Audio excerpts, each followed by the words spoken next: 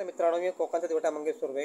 मित्रांनो, बऱ्याच वेळेला असं होतं की तुम्हाला माहिती असेल, एक नियम आहे आपल्याकडे नियम आहे की जर तुम्हाला दारू व्यवसाय करायचा असेल तर दारू व्यवसाय करताना किंवा तुम्ही धूम्रपानाचं कोणतं पण सामान विकताना तर त्यासाठी एक अट आहे. ती अट म्हणजे अशी की ज्या गावामध्ये एखादी शाळा असेल तर या शाळेपासून ठराविक अंतरापर्यंत तुम्ही तो धंदा करू शकत नाही.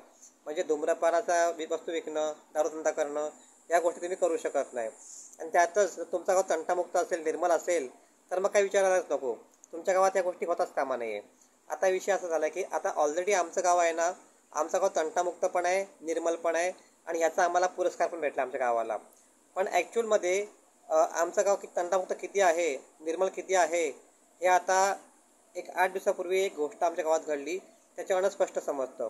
तुम्हाला वाटत असेल की मी माझ्या गावाची बदनामी करतोय, तर तुमचा हा समज आहे ना, हा एकदम योग्य आहे. मी गावाची बदनामी तर करतोय, पण त्यासाठी मला माझा उद्देश हाच आहे की याने सुधारावं.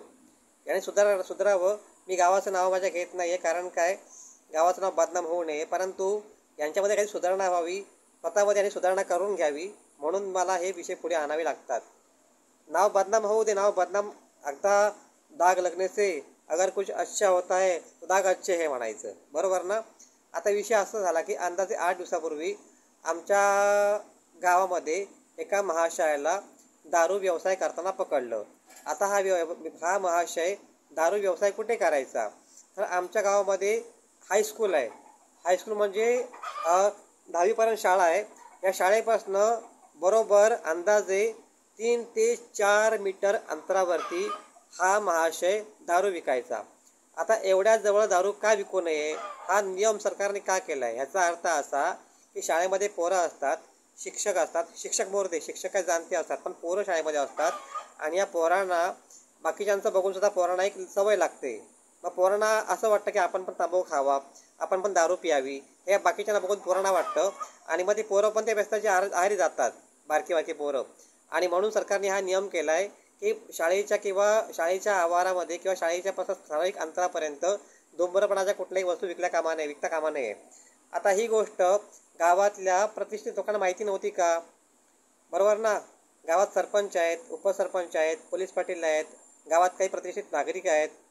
या लोकांना माहीत नव्हतं का हा विषय होता का, माहिती नाही माहिती, त्याला प्रश्न विचारायचा आहे मला. आता हे महाशय किती दिवसापासून दारूधंदा करत होते, म्हणजे आता पोलिसांनी रेड टाकली यांच्यावरती. म्हणजे याचा अर्थ होतो की आमच्या गावापासून पोलीस स्टेशन आहे ते 45 किलोमीटरवरती आमच्या गावाचं पोलीस स्टेशन आहे.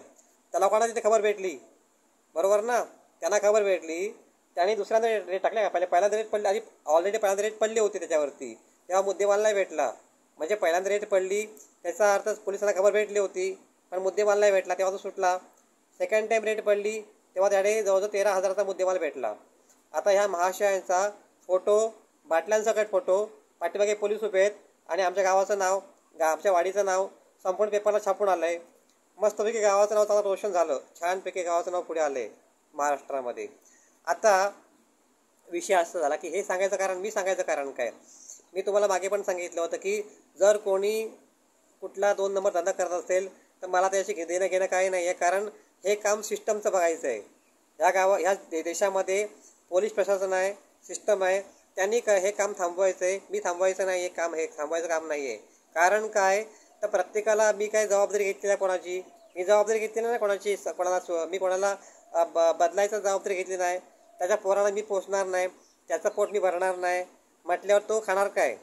मग त्या माणसाने समोरच्याने ठरवायचं की त्यांनी कुठला मार्ग अवलंबायचा. तो मी सकाळी 3 वाजता उठतो आणि रात्री 10 वाजता झोपतो, 11 वाजता झोपतो, कारण मला सवय आहे कष्ट करायची.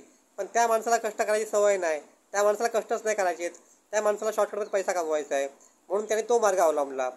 तो त्याचा प्रश्न आहे, त्याने कुठला मार्ग अवलंबायचा तो. फक्त विषय एवढाच येतो पुढे. विषय पुढे का आला, आता विषय पुढे याचं कारण एवढंच की ह्या लोकांनी, ज्यांनी कोणी पोलिसांकडे ही खबर दिली की हा माणूस दारूधंदा करतो, त्या व्यक्तींनी माझं नाव पुढे केलं की मी मंगेश सुर्वेनी त्याची तक्रार केली म्हणून. आता ॲक्च्युली जो व्यक्ती दारूधंदा करतोय त्याला पण माहिती असेल की मी अशा तक्रारी करत नाही. मला जर वाटलं असतं तर मी सरळ व्हिडिओ करून टाकला असता फेसबुकवर आणि सोशल मीडियावरती, बरोबर ना. कारण माझ्या तावडीतनं ना पवारसाहेब सुटलेत, ना ठाकरे साहेब सुटलेत, ना मोदी साहेब सुटलेत. त्याच्यामुळे मी कोणाला घाबरत नाही. मी जर चांगलं काम करत असेल ना तर मी कोणाला घाबरणार नाही. पण त्याच्यामुळे ह्या महाशयाला घाबरायचा प्रश्न येतच नाही आहे.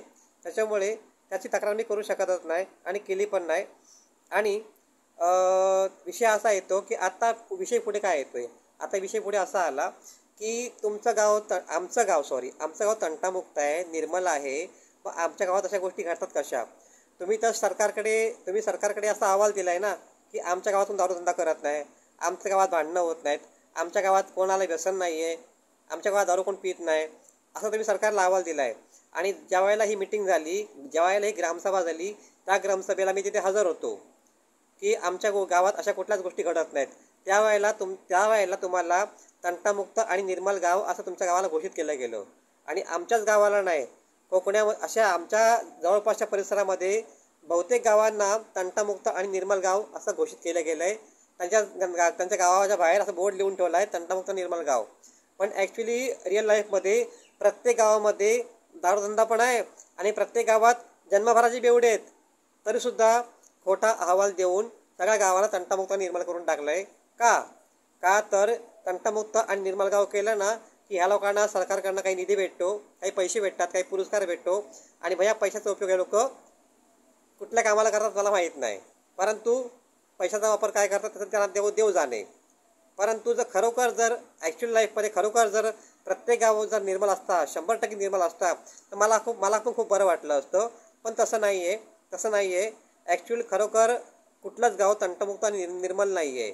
प्रत्येक गावामध्ये भानगडी पण आहेत आणि प्रत्येक गावात बेवडे पण आहेत. बरोबर ना? त्याच्यामुळे माझ्या बोलण्याचा तुम्हाला राग तर 100% येणारच आहे. राग तुम्हाला येईल, पण त्यांनी मला काही फरक पडत नाही, कारण जे मी खरं बोलते ते खरंच आहे आणि खरंच बोलतोय. तुम्हाला राग तर येणार 100% मला माहिती आहे. आणि ह्या रागाची परिणती अशी होईल की कमेंट बॉक्समध्ये समजेल तुम्हाला राग किती येतोय ते.